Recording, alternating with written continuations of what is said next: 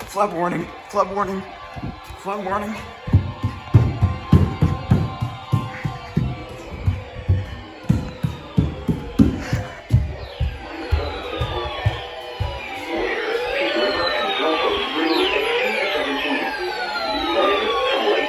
This is only for Polk, I would imagine. Additional details. No Hardy. 30 p.m. Eastern Daylight Time Friday, the stage was 15.1 feet.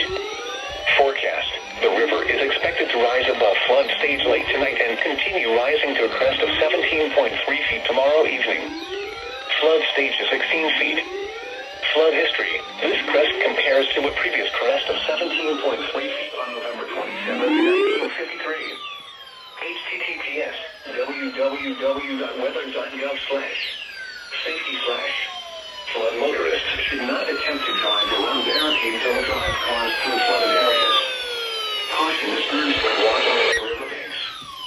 Turn around, don't drown when encountering flooded roads. Most flood deaths occur in vehicles. Additional information I turned it off by simply zooming in. www.weather.gov. The next statement will be issued Saturday afternoon at 12:45 p.m. Eastern Daylight Time.